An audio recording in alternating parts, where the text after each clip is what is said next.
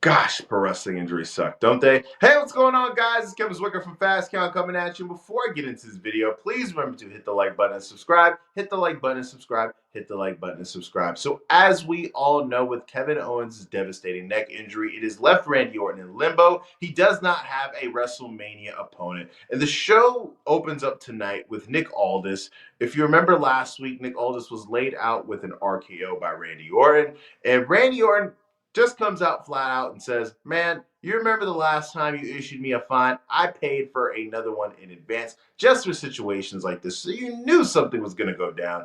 And it went down. And I need a WrestleMania opponent. This year's WrestleMania will be my 20th WrestleMania, which really just emphasizes, damn, how fast time flies by, right? And he said, man, you need to find me somebody, even if it means you lacing up the boots again. And Nick tells him, man, this isn't about the money. I need you to respect me. Randy tells Nick he does respect him, but if he doesn't find him a WrestleMania opponent, he can't promise that he's going to apologize to Mickie James for what's going to happen next. Anytime you bring up the wives in professional wrestling, you know that that is a no-go. And then Randy is interrupted by everybody's favorite Samoan, Solo Sikoa, who is flanked by Tama Tonga. Solo basically tells Randy, man, ain't nobody trying to hear that shit. We don't care that you don't have a WrestleMania opponent. You're the past. He brings up Jacob Fatu in his match against LA Knight for the U.S. title at WrestleMania. Randy calls them the two guys out to the ring. They jump Randy. LA Knight makes the save.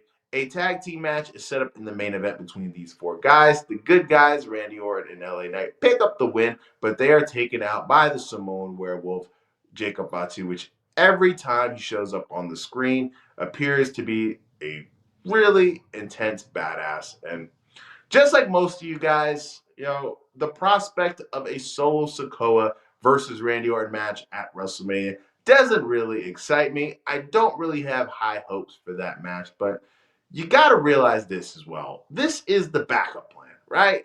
And anytime you get a backup plan, it's usually not all that great.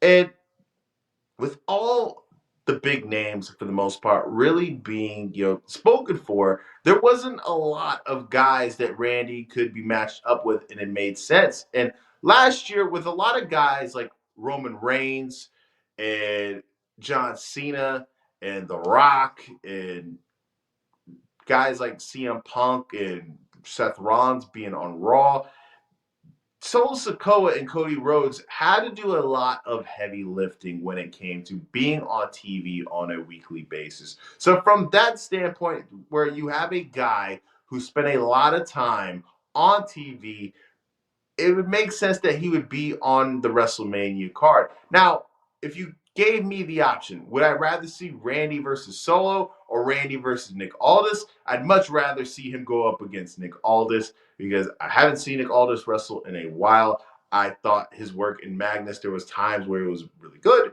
Same thing with some of his work in NWA. So I'd be much more interested in that. But another thing that we got to think about is the fact that Backlash does take place in St. Louis, which is Randy Orton's hometown. And I think Randy Orton, no matter who he was going to wrestle with, was going to take the W, because I'm imagining that Randy is going to have a WWE Championship match at Backlash and will face the winner of Cody Rhodes versus John Cena.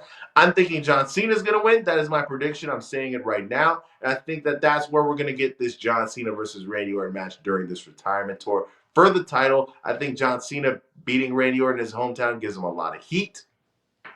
And I think that we all know that that match is eventually going to happen for this retirement tour. And I think that's the perfect place to do it. So Randy was going to pick the W no matter what.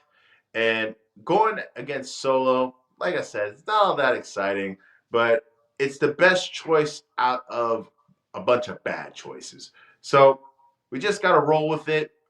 If that's the match, we got to accept it. Like I said, much rather see him go against Nick Aldis, but I think they're going to lean towards the Solo Sikoa direction. But what do you guys think in the comment section?